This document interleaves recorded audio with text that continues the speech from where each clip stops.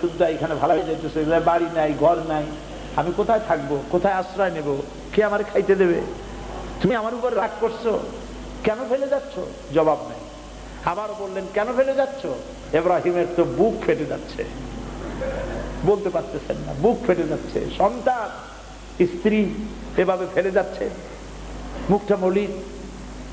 হযরত হাজরার হুঁশ এলো। হযরত হাজরা বুঝলেন ইব্রাহিম সাধারণ মানুষ নন, তিনি আল্লাহর নবী, আর নবীরা আল্লাহর হুকুম ছাড়া কাজ করেন না। প্রশ্ন করলেন, ইব্রাহিম তুমি যে আমার এখানে রেখে যাচ্ছ, এটা কি আল্লাহর হুকুম? হযরত ইব্রাহিম বলছেন, অবশ্যই অবশ্যই। আর কিছু বলতে পারলেন না, উপরে আঙ্গুল টোছা করলেন, আমার আল্লাহর হুকুম, তাই তোমার রেখে গেলাম। হযরত হাজরা বলেন, ইব্রাহিম মনে কোনো কষ্ট নিও না, কোনো চিন্তা করো না, তুমি নিরাপদে নিশ্চিন্তে বাড়ি চলে যাও, আমিও কোনো চিন্তা করব না। কারণ আল্লাহর হুকুমে যখন তুমি এখানে রেখে যেতেছ, আমি আমার আল্লাহর উপর এত বিশ্বাস করি যে আমার রব্বুল আলামিন তিনি যখন আমাকে মরুভূমিতে আমার বাচ্চা সুদ্ধা ফেলাই দিতে বলেছেন, আমার আল্লাহ এমন মেহেরবান যে আমার এই কলিজার টুকরা সন্তান আর আমারে না খাওয়াইয়া আল্লাহ মারবে না।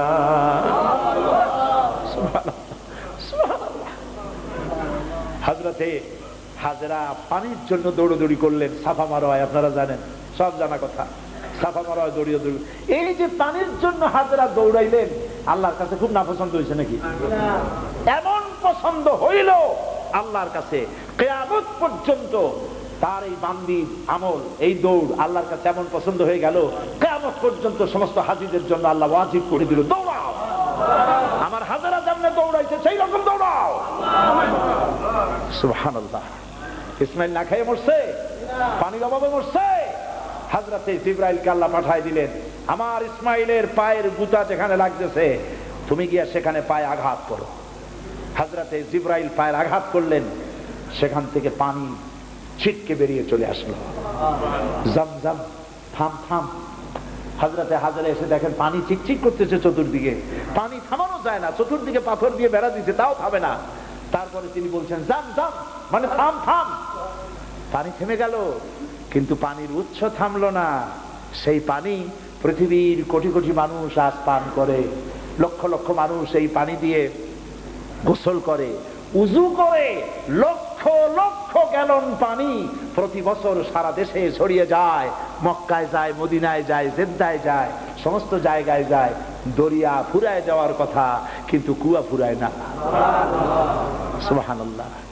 আল্লাহর কুদরত কাকে বলে? এগুলো কি কপাল পোড়াদের কিসমতে হবে? কপাল পোড়াদের কিসমতে হবে? আল্লাহ পাক ঈমানদার মুমিনদের জন্য সমস্ত নিয়ামত রেখে দিয়েছেন। আল্লাহ পাক বলেছেন, ফিহা আয়াতুন বায়্যিনাত, অসংখ্য নিদর্শন। এই কাবা আর এই কাবা কেন্দ্রিক আমার অনেক নিদর্শন আছে, তাকায় দেখো কত নিদর্শন। আজ পৃথিবীর কোন শহর নাই নিরাপত্তার শহর যেখানে জীবনের নিরাপত্তা পাওয়া যাবে। আল্লাহ পাক বলেছেন, ওমান দাখালাহু কানা আমিনান, যেই ঢুকবে মক্কায় আর মদিনায় সেই নিরাপত্তা লাভ করবে। সুবহানাল্লাহ, সুবহানাল্লাহ বলবেন না? সুবহানাল্লাহ বলবেন না? আমার বন্ধুগণ, এরই বলে সারেন্ডার করা। আল্লাহ রাব্বুল আলামিন বললেন আসলিম, সারেন্ডার করো। হযরত ইব্রাহিম আলাইহিস সালাম বললেন আসলামতু লিরাব্বিল আলামিন, সারেন্ডার হয়ে গেলাম। সারেন্ডার হয়ে এক পরীক্ষা পাস করলেন, আরো এক পরীক্ষায় দুটা পাস করছেন কিনা? সুবহানাল্লাহ। এবার 3 নম্বরের পরীক্ষা, 3 নম্বর। ছেলে এবার বড় হয়েছে, নাদুস নুদুস চেহারা, সুন্দর, সুবহানাল্লাহ, নাদুস নুদুস চেহারা, জ্ঞান হয়েছে। এবার যাও ছেলেকে জবাব করো। সুবহানাল্লাহ। একটার পর একটা মারাত্মক অগ্নি পরীক্ষা, ছেলের জবাব করো। হযরত ইব্রাহিম আলাইহিস সালাম বলছিলেন যে আল্লাহ এই রকমের কঠিন পরীক্ষা তুমি আমারে ভালাইও না। বলছেন না। আমার মা বোনেরা, আমার ভাইয়েরা লক্ষ্য করেন, হযরত ইব্রাহিম ছেলেকে প্রশ্ন করলেন, তারে বললেন পরিষ্কার, আল্লাহ আমাকে অর্ডার করেছেন, ইন্নী আরা ফিল মানাম আন্নী আযবাহুক, আমি স্বপ্নে দেখেছি আমি তোমাকে জবাব করতেছি, বলো তোমার অভিমত কি? ফানজুর মাযা তারা, বলো তোমার অভিমত কি? হযরত ইসমাইল বলতে পারতেন, আব্বা আপনি আমার বাবা, আমার মায়ের শুদ্ধ করে ভালাই দিয়ে গেছেন, বছরের পর বছর খাবার দেন নাই, পরার দেন নাই, খোঁজ খবর নেন নাই, আজকে কোন অধিকারে আপনি আমাকে জবাহ করতে এসেছেন? বলতে পারতেন না? তিনি কি তা বলেছেন? না। এর নাম মুসলমান। চিল্লায় বলেন সুবহানাল্লাহ। এর নাম মুসলমান। আল্লাহর হুকুমের সামনে মাথা নত করে দাও। হযরত ইসমাঈল কি জবাব দিলেন? হযরত ইসমাঈল বললেন, ইয়া আবাতি ফাআল মা তুমারু সাতাজিদুনি ইনশাআল্লাহু মিনাস সাবিরিন। হে পিতা, আপনি স্বপ্নে যে ব্যাপারে আদিষ্ট হয়েছেন, দেখেন ছোট্ট মানুষ কিন্তু তিনি কথা বললেন না যে আপনি স্বপ্নে যা দেখছেন তাই করেন। তিনি বললেন কি, আপনি স্বপ্নে যে ব্যাপারে আদিষ্ট হয়েছেন আপনি তা পালন করুন। ছেলের এই জ্ঞান হয়েছে আমার আব্বা আল্লাহর পয়গম্বর, আর পয়গম্বরেরা নিজের ইচ্ছায় কিছুই করে না। আল্লাহর হুকুম। আপনি আমাকে ধৈর্যধারীদের মধ্যে পেয়ে যাবেন, আমাকে ধৈর্যধারী পাবেন। আমি ছটফট করবো না, দৌড় দেব না। তবে আমার আব্বা তিনটা কাজ করেন। জবাহ করার সময় আমার হাত পা বাঁধেন, যাতে করে জবাহের বেদনায় যন্ত্রণায় আমার হাত পা আপনার গায়ে লাগলে আমার বেয়াদবি হয়ে যেতে পারে। হাত পা বাঁধবেন। 2 নম্বরে আপনার চোখটাও বাঁধবেন ভালো করে, যাতে করে আমার গর্দান দেখলে এখানে ছুরি চালাইতে আপনার কষ্ট হইতে পারে, হাতটা শিথিল হয়ে যেতে পারে। বাপের কাছে ছেলের গর্দান বড় প্রিয়। বাপ তার ছেলেকে কাছে রেখে তার গর্দানের উপরে চুমা খায়, তার কপালে চুমা খায়। আপনার চোখটা বাঁধিয়ে নিয়েন, তাহলে কষ্ট কম হবে। আর 3 নম্বরে আর একটা দাবি আছে। 3 নম্বরে আর একটা দাবি হলো, আমার মা হাজেরা জনম দুঃখিনী মা, আমার কোনো সন্তান তার নাই, মা বলে ডাকবার মতো। আমাকে জবাহ করার পরে আমার রক্ত মাখা জামাটা আমার মায়েরে দিয়া দিবেন, আর বলবেন যেন কান্দাকাটি না করে, কিয়ামতের দিন আল্লাহর দরবারে মায়ের সাথে আমার দেখা হয়ে যাবে। হযরত ইব্রাহিম ছেলের হাত পা বাঁধলেন, নিজের চোখ বেঁধেছেন। আল্লাহর আকাশের ফেরেশতারা তাকায় দেখতেছেন কি সাংঘাতিক পরীক্ষা। এত বড় পরীক্ষা পৃথিবীর কোন মানুষকে আল্লাহ রাব্বুল আলামিন করেন নাই। কি কঠিন পরীক্ষা! নিজের ছেলের গলায় ছুরি চালানো বাপের পক্ষে কি সম্ভব? হযরত ইব্রাহিম আলাইহিস সালাম কোরআনে কারীমের মধ্যে রব্বুল আলামিন সুন্দর করে বলেছেন, ফালাম্মা আসলামা ওয়া তাল্লাহু লিল জাবিন। বাপ বেটা দুজনে রাজি হয়েছে। ছেলেটারে কাজ করিয়া ছুরি ধরছে, ছুরি চালানো শুরু হয়ে গেছে। আল্লাহর কি ইচ্ছা আছে ইসমাইল জবাহ হয়ে যাক? আল্লাহর ইচ্ছা পরীক্ষা করা। আর ইব্রাহিম আলাইহিস সালাম পরীক্ষার রেজাল্ট জানেন না, ঠিক কি না? ছেলে জবাহ হবে কি হবে না এটা কি জানা আছে? তার জানা আছে জবাহ হবেই। শক্তভাবে ছুরি চালাচ্ছেন, কাটে না, গলা কাটে না। এরপরে আল্লাহ রাব্বুল আলামিন, আকাশের ফেরেশতারা কাঁদতেছে এই দৃশ্য দেখে। আল্লাহ পাক দুম্বার ব্যবস্থা করে দিলেন।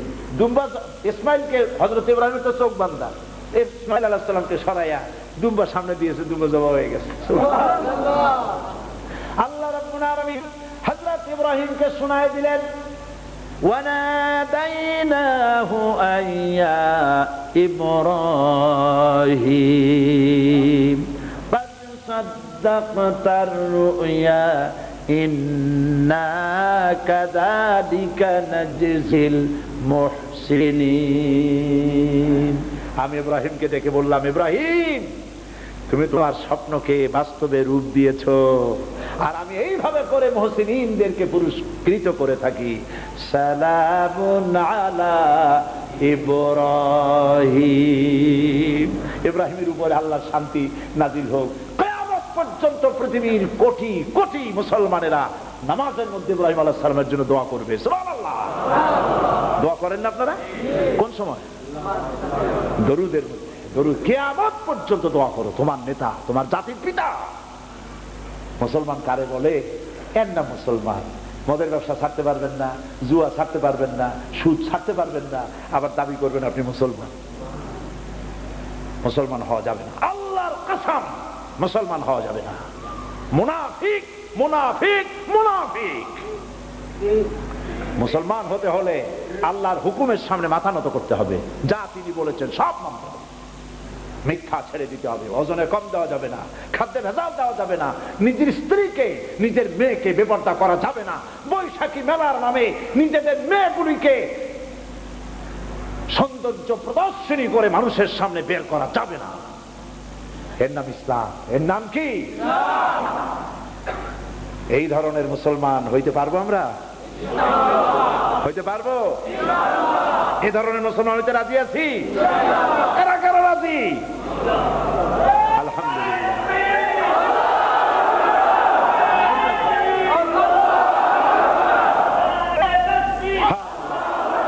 বলি আলহামদুলিল্লাহ। জোরে বলেন আলহামদুলিল্লাহ। এইরকম মুসলমান হতে হবে যে আমার চেহারা করতে হবে আল্লাহ যেভাবে হুকুম করেছেন, রাসূল যেভাবে করেছেন। আমার পা থেকে শুরু করে মাথা, জামা কাপড়, ওঠা বসা, চলা ফেরা সব করতে হবে আল্লাহ যেভাবে বলেছেন, রাসূল যেভাবে করেছেন। আল্লাহ রাব্বুল আলামিন বলেন, ইয়া আইয়ুহাল্লাযীনা আমানু দুখুলু ফিস-সিলমি কাফা ওয়ালা তাত্তাবিউ খুতুওয়াতিশ শাইতান ইন্নাহু লাকুম আদুউম মুবিন। হে বিশ্বাসীরা, পূর্ণাঙ্গ রূপ ইসলামের মধ্যে দাখিল হয়ে যাও, একটু আধটু না, সবটুকুন। আর খবরদার শয়তানের পদাঙ্ক অনুসরণ করো না। বন্ধুগণ, রাসূল করিম সাল্লাল্লাহু আলাইহি ওয়াসাল্লাম বিশ্বের সর্বকালের সর্বযুগের সর্বশ্রেষ্ঠ মহামানব, ইসলামের রাষ্ট্র প্রণয়ন করে মানুষগুলির চরিত্র বানাইছে। মদ বন্ধ হয়ে গেছে, জেনা বন্ধ হয়ে গেছে, চুরি বন্ধ হয়ে গেছে। রাসূলুল্লাহ এই রকমের মুসলমান বানাইতে আসছিলেন। আমি মাঝে মধ্যে বলি, শুনতেছেন আপনারা ভাইরা? আমি মাঝে মধ্যে এইরকম বলি যে মরা মানুষ জিন্দা হওয়ার কোন সুন্নত, কোন সিস্টেম যদি থাকতো, আর একজন সাহাবী যদি জিন্দা হতে পারতেন আর আমাদেরকে যদি দেখতেন, তাহলে ওই সাহাবী কপালে হাত দিয়া বুকে থাপ্পড় দিয়া বলতেন, আল্লাহর কসম, রাসূলুল্লাহ রক্ত দিয়া দান মুবারক শহীদ করে সাহাবীরা জীবন দিয়ে যে মুসলমান বানাইছিল, এইগুলা সেই মুসলমান না। আমি কি খুব বাড়াই বললাম? আমি কি খুব বাড়াই বলছি? আমাদের চাল চলন, ওঠা বসা দেখলে কি মনে হয় যে সত্যি আমরা মুসলমান? আজকে পৃথিবীতে মিথ্যা কথা বলা, ওজনে কম দেওয়া, খাদ্যে ভেজাল দেওয়া, শয়তানি করা, বদমাশি করা, ড্রাগ এডিক্টেড হওয়া, মুসলমানেরা কি অন্যের চাইতে কম না বেশি? বিশ্বকবি আল্লামা ইকবাল বলেছেন, ওয়াদি মে হো তুম নাসারা তু তামাদ্দুন মে হুনুদ, ये मुसलमान है जिन्हें देख के शर्माए यहूद। চাল চলনে হিন্দু তুমি, বেশভূষাতে খ্রিস্টান, মুসলমান এই যারে দেখে ইহুদ করে লজ্জা জ্ঞান। তোমার চাল চলন তো হিন্দুর মতো। এই যে বিবাহ অনুষ্ঠান হয়, আমি জানি না লন্ডনে কিরকম বিবাহ হয়। মুসলমানদের বিয়ে অনুষ্ঠানে বাংলাদেশে এখন হলুদ অনুষ্ঠান হয় একটা আলাদা। হলুদ অনুষ্ঠানের যে টাকা খরচ হয় তা দিয়ে আরো 5টা বিয়ে করা যায়। ছেলেদের অনুষ্ঠানে মেয়েরা যায়, মেয়েদের অনুষ্ঠানে ছেলেরা যায়। লন্ডনে এরকম হয় না। তাহলে এটা আপনি তো মুসলমান, আপনার বিয়ে শাদীকে এরকম হওয়া উচিত? বলেন উচিত? আহারে, আপনার মেয়ে কলেজে যাবে, বিশ্ববিদ্যালয়ে যাবে, আপনি বাবা, আপনি মা, আপনার কি উচিত না আপনার মেয়েকে বলা, মা তুমি এখন বড় হয়েছো, তুমি একটা চাদর পরো, একটা বোরখা পরে যাও। এই দেশি মেয়েদের মতো ট্রাউজার পরে, প্যান্ট পরে, জিন্সের গেঞ্জি গায়ে দিয়া তোমাকে মানায় না, তুমি মুসলমানের সন্তান, এরকম বলে, এরকম বলতে হবে। এটা বলা দরকার বাচ্চা অবস্থা থেকে তাকে শরম শেখানো উচিত, তাকে আল্লাহর ভয় শেখানো উচিত, সত্যিকারের সুন্দর করে বানানো উচিত, তাকে ছেলেকে মেয়েকে এইভাবে দায়িত্ব পালন করা দরকার প্রত্যেকটি মাকে, প্রত্যেকটি পিতাকে। তাহলে ভবিষ্যৎ সুন্দর হবে ইনশাআল্লাহ। পৃথিবীতে যত বাধা বিপত্তি আসতেছে আমাদের কারণে। ওমা আসাবাকুম মিন মুসিবাতিন ফাবিমা কাসাবাত আইদিকুম, আমার আল্লাহ পাক বলেছেন তোমাদের উপরে যত বিপদ আছে সমস্ত বিপদ তোমাদের হাতের কামাই করা। কে বলছেন? আল্লাহ পাক। এই যে তুরস্কে ভূমিকম্প হয়ে গেল, এত বড় ভূমিকম্প, এটা কি আল্লাহ এমনি দিচ্ছেন? এমনি দিচ্ছেন? আল্লাহ পাক বলছেন ফাবিমা কাসাবাত আইদিকুম তোমাদের হাতের কামাই করা ওই আফওয়ান কাসীর, আর আমি তো অনেকগুলি মাফ করে দিই, সবগুলি পাপের শাস্তি দিলে শ্বাস করতেও সময় পাইতে না তোমরা। আল্লাহর নাম রহমান রহিম, অনেক সহ্য করেন। ওই যে গত নভেম্বরে আমি আসছিলাম, মনে আছেন আপনাদের? গত নভেম্বরে আইসা পয়লা রমজান চলে গেলাম মদিনা মুনাওয়ারায়। পয়লা রমজান গিয়েই পয়লা রমজানের ইফতার করলাম রাসূল করিম সাল্লাল্লাহু আলাইহি ওয়াসাল্লামের রওজা মুবারকের একদম কাছে বসে। আল্লাহ পাক তৌফিক দিয়ে দিলেন। আমি মদিনা শরীফ যাওয়ার পর খবর হয়ে গেছে আগেই যে আমি মদিনা শরীফ যাচ্ছি।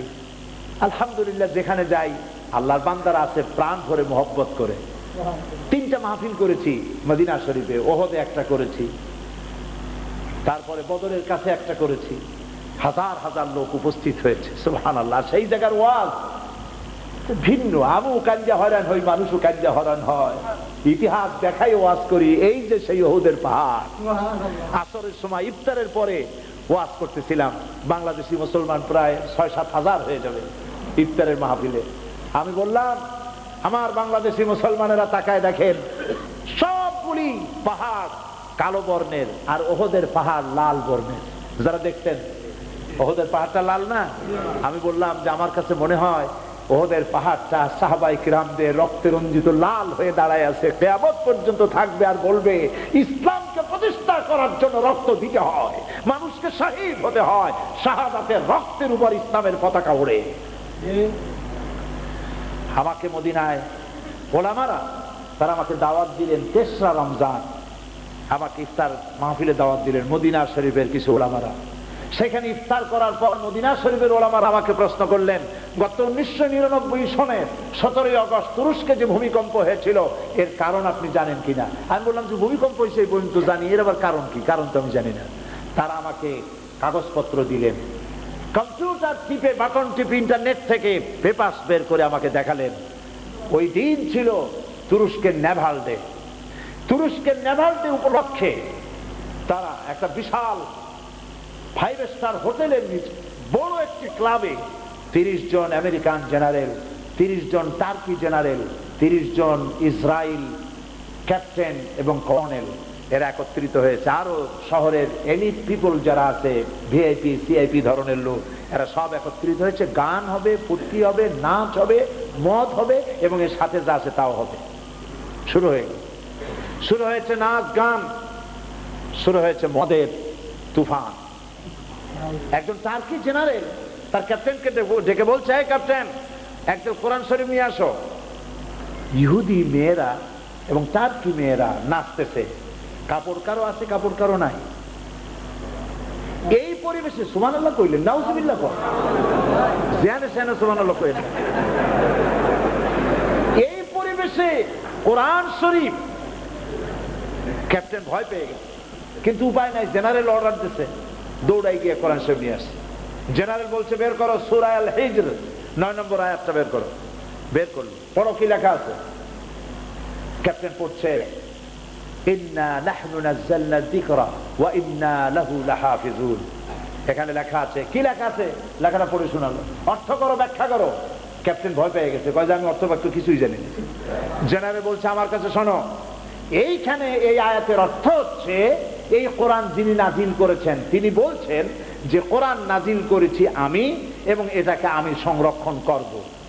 এখন আমি দেখতে চাই এই কোরআন যে নাজিল করেছে সে আল্লাহ কোথায় এবং এই কোরআন কেমনে হেফাজত করে আমি দেখব। এই বলে মদের বোতল ফালাই দিয়া 2 হাতে কোরআনের পাতা ছিঁড়তে লাগলো। 2 হাতে কোরআনের পাতা ছিঁড়ে উলঙ্গ ড্যান্সরত মেয়েদের পায়ের তলায় কোরআনের পাতা ছড়ায় দিল। মদের ছড়াছড়ি, উলঙ্গ নারীদের নৃত্য চলছে কোরআনের পাতার উপরে। আর জেনারেল বলছে আল্লাহ কোথায়। ক্যাপ্টেন ভয়তে আল্লাহু আকবার বলে দৌড় মেরেছে। ক্যাপ্টেন সাক্ষাৎকারে বলেছে যে আমার মনে হচ্ছিল যে গজব তো এখনই আসবে, কারণ সে তো আল্লাহকে চ্যালেঞ্জ করেছে। সঙ্গে সঙ্গে আমি দেখতে পেলাম, ক্যাপ্টেন বলছে আমি দেখতে পেলাম আকাশ কমলা রং ধারণ করেছে। একটা বিকট আওয়াজ হলো, একই আওয়াজে ওখানে যত লোক ছিল সমস্ত লোকের কানের তালা ফেটে গেল, জমিন প্রকম্পিত হলো। মাত্র 29 সেকেন্ডের একটা ভূমিকম্পে 50,000 লোক আল্লাহ রাব্বুল আলামিন দুনিয়া থেকে বিদায় করে দিলেন। সেই ক্লাব ধ্বংস হয়ে নদীর ভিতরে চলে গেল। ডুবুরিদেরকে নামানো হলো, পরে ডুবুরিরা নেমে লাশগুলি উদ্ধার করলো। তার মধ্যে 300 জোড়া লাশ পাওয়া গেছে জেনায় রত। আল্লাহ আছে না নাই? আছে না নাই? কোরআনের সাথে থাকো। কোরআনের সাথে যারা থাকবে, কোরআনের সাথে যারা থাকবে, যদি জিরো হও আল্লাহ হিরো বানাবেন। আর যত হিরোরা কোরআনে বাধা দিবে আল্লাহ রাব্বুল আলামিন ইতিহাসের ডাস্টবিনে নিক্ষেপ করবেন। মানুষেরা ঘৃণায় শুধু নিক্ষেপ করবে। কোরআন, কোরআনের সঙ্গে থাকো। কোরআন আল্লাহ রাব্বুল আলামিন এই পৃথিবীতে নাযিল করে রাসূল করিম সাল্লাল্লাহু আলাইহি সাল্লামের মাধ্যমে এই কোরআন পৃথিবীর বুকে প্রতিষ্ঠিত করেছেন। আর এই কোরআন প্রতিষ্ঠিত করতে গিয়ে নবীজির রক্ত ঝরেছে, রক্ত ঝরেছে সাহাবায়ে কেরামদের। আমরা যত সহজে ইসলাম পাইছি, ইসলাম এত সহজে আসে নাই। দি মেসেজ একটা বই আছে না, একটা ছবি, নাম কি? দ্য মেসেজ, আরবিতে আর রিসালা। দি মেসেজ বইটা আমি সর্বপ্রথম আমার বন্ধু মাওলানা সৈয়দ কামাল উদ্দিন জাফরি এবং আমরা দুজনে গুলশানের এক বাড়িতে, আমাদের এক ভক্ত বললো যে একটা ছবি আপনাদের দেখাবো। তা আমরা বললাম যে আমরা তো এই সমস্ত ছবি টবি দেখেছি কিনা। না, এটা ভিন্ন চরিত্রের, দেখে নাকে। তারপরে চিন্তা করলাম কি এই লোকটা এইভাবে দাওয়াত দিতেছে, সেও নামাজি মুসলমান, কি ছবি দেখি। তারপরে দেখা শুরু করলাম। হযরত বেলালকে, বেলালের ভূমিকায় যে অভিনয় করেছে তাকে যখন মার শুরু হলো, আমার কাছে মনে হলো আমরা দুইজন যেন 1400 বছর আগের বেলালের কাছে দাঁড়ায় আছি। এমন কান্দলাম এই ছবিটা দেখে, কিভাবে মুসলমানদেরকে মারা হয়েছে, এত ছবিটা দেখার মতো। আমি বলেছি এই ছবি যদি বাংলাদেশের সিনেমাগুলিতে দেখানো হতো তাহলে আমার দেশের যুবক ছেলেরা বুঝতো ইসলাম এত সহজে আসে নাই। অনেক রক্তের সাগর পাড়ি দিয়ে ইসলাম এসেছে দুনিয়ায় শান্তি প্রতিষ্ঠার জন্য। বাধা তো চিরকাল ছিল, আজও আছে, কিয়ামত পর্যন্ত থাকবে। তবে এই বাধা কোনো হিসাবে গোনার জিনিস নয়। আল্লাহ পাক বলেছেন ইন্না কায়দা শায়তানে কানা দাঈফা। শয়তানের চক্রান্ত যতই বড় মনে হোক আসলে কিছুই না, একদম দুর্বল। কারণ মুসলমানদের সাথে কে আছে? আল্লাহ। জোরে বলেন আল্লাহ আছে মুসলমানদের সাথে। সুবহানাল্লাহ বিহামদিহি। সুতরাং এদের এই সমস্ত কারবার দিয়ে কিছুই হবে না। আমার বন্ধুগণ, আল্লাহর নবী মুহাম্মদ রাসূলুল্লাহ সাল্লাল্লাহু আলাইহি ওয়াসাল্লাম দ্বীন প্রতিষ্ঠা করেছিলেন কেন? মানুষের স্বভাব চরিত্রকে ভালো করার জন্য। আমরা ওয়াজ নসিহত করি কেন? মানুষের স্বভাব চরিত্র ভালো বানাবার জন্য। আর অন্য কোনো উদ্দেশ্য আছে বলে? আর কোন উদ্দেশ্য আছে? মানুষের স্বভাব চরিত্র ভালো হোক, আমাদের চরিত্র ভালো হোক, আমাদের স্বভাব ভালো হোক। পৃথিবীতে আমরা আবার রাজত্ব ফিরে পাবো। সারা দুনিয়া আবার মুসলমানদের পায়ে চুমো খাবে। যদি আপনারা আপনাদের ছেলে মেয়েগুলিকে মুসলমান না বানাইতে পারেন, বলবেন ওগুলো কি কাফের নাকি? না, আমি কাফের বলবো না, আমি বলবো না। তবে ইসলামের উপরে নাই। তাদেরকে যদি সত্যিকারের মুসলমান বানাতে পারেন তাহলে আপনার এই বিল্ডিং গুলি থাকবে। নইলে পরে স্পেনের অবস্থা দেখছেন, দেখেন নাই? স্পেনে কি আছে? স্পেনের সেই মসজিদ, বিশাল মসজিদ, 6 একর জমিনের উপরে মসজিদ মুসলমানরা বানাইছে। সুবহানাল্লাহ কবেন না? তাও কয় একর? 6 একর জমিনের উপরে মুসলমানেরা মসজিদ বানাইছে। সেই মসজিদের ভিতরে এখন 14টা গির্জা। মুসলমানদের মসজিদগুলি শরাবখানায় পরিণত হয়েছে। মুসলমানদের মসজিদ। আল্লামা ইকবাল এই স্পেনের অলিতে গলিতে হেঁটেছেন আর চোখের পানি ফেলে বলেছেন, আয়ে গুলিস্তান উন্দুলুস वो दिन है याद तुझको था तेरी डालियों में जब आशियां हमारा। हे स्पेনের অলিগলি, নিশ্চয়ই সেদিনের কথা তোমার মনে থাকা স্বাভাবিক, যেদিন তোমার অলিতে গলিতে রাস্তায় রাস্তায় মুসলমানদের পদচারণা হতো। কর্ডোবায়, কানাডায় মুসলমানেরা যখন রিসার্চ করত, গবেষণা করত, তাম দুনিয়ায় মুসলমানেরা শান্তি প্রতিষ্ঠা করেছিল। আর আজ সেই জায়গায় ইসলামের সাথে না থেকে কপাল পুড়েছে মুসলমানদের। মুসলমানেরা সেই ঐতিহ্য ভুলে গেছে। আল্লামা ইকবাল বলছেন, तुझे बताओ तकदीरे उमम क्या है, तुझे बताओ तकदीरे उमम क्या है, शमशीरो सिना अव्वल तौसुर बाबाखिर। এসো আমি তোমাদেরকে এই জাতির ভাগ্যের উন্নয়নের কথা শোনাই। এই মুসলমান জাতির হাতে যতদিন কোরআন ছিল, শমশির ছিল, ততদিন গোটা পৃথিবী পায়ের উপরে মুসলমানদের চুমা খেয়েছে।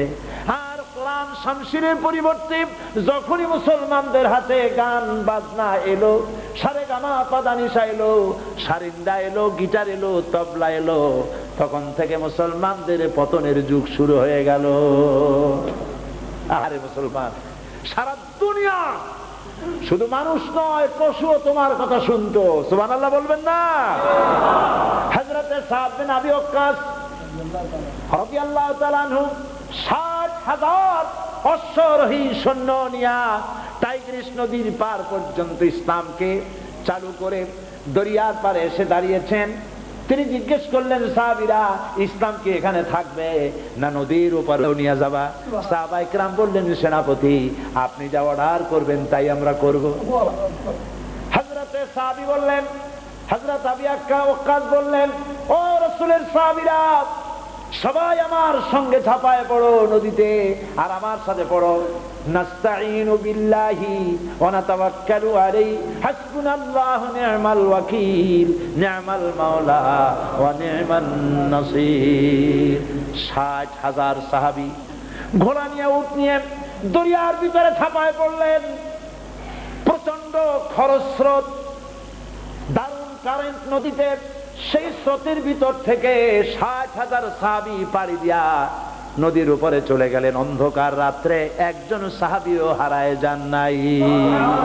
একটা উটও ডুবে গেল না, একটা ঘোড়াও ডুবে গেল না। তাদের একটা পান পাত্র যা দিয়া পানি খায়, একটা গ্লাসও তাদের হারায়া গেল না।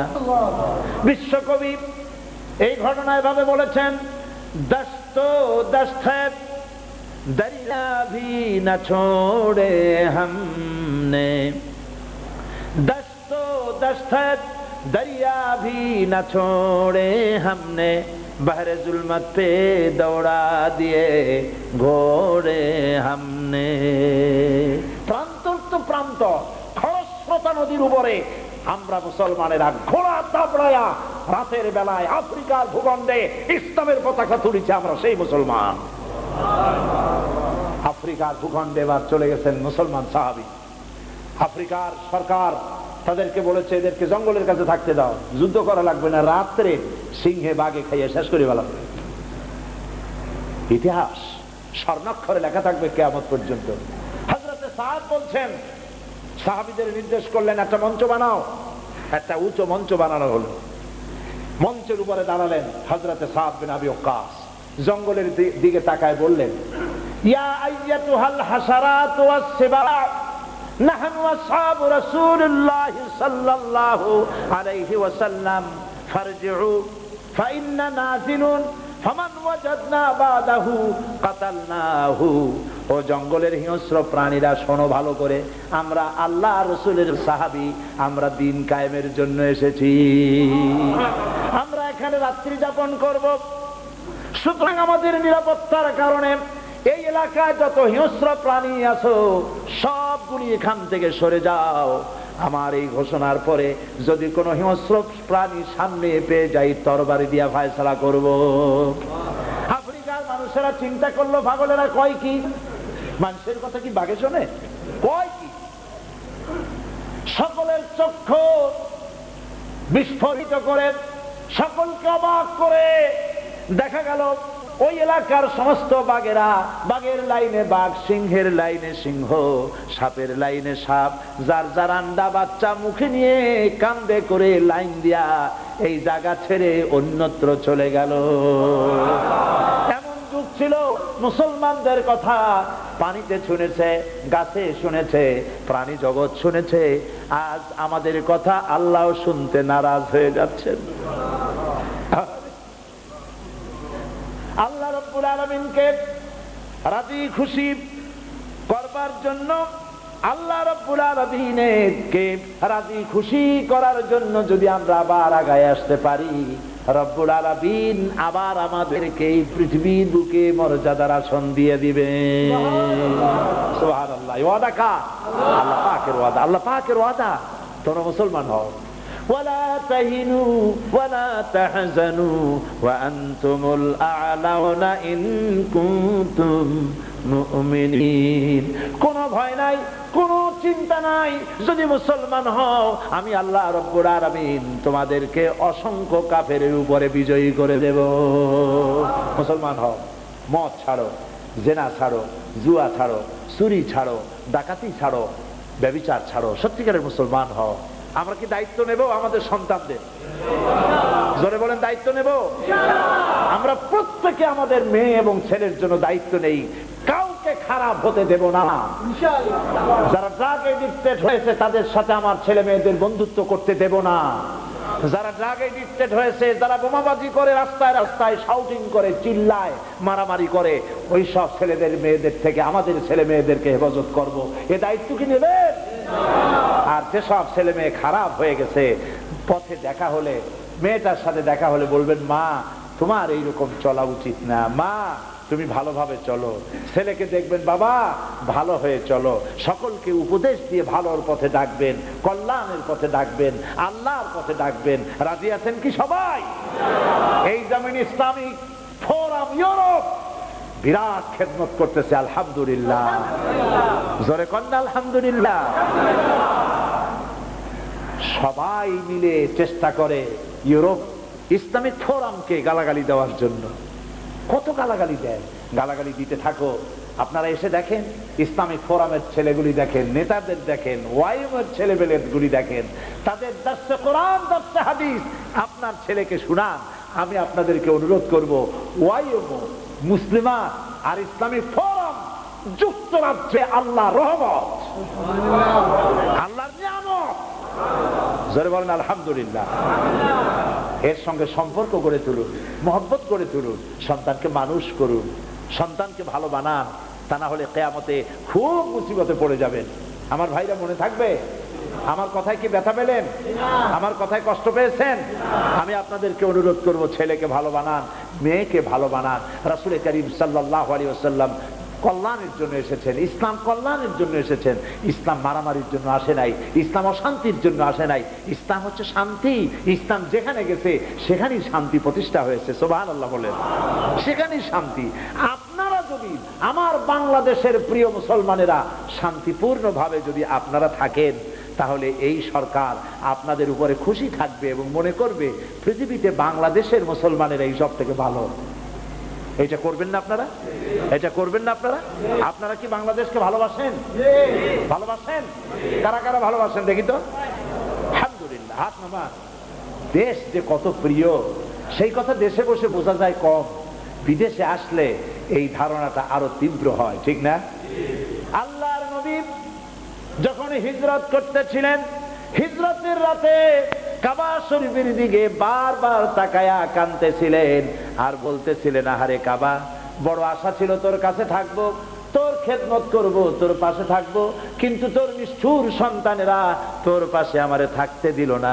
জন্মভূমির মায়ায় মদিনায় যাওয়ার পথে নবীজি বারবার তাকায়ছেন এবং চোখের পানি মুছেছেন।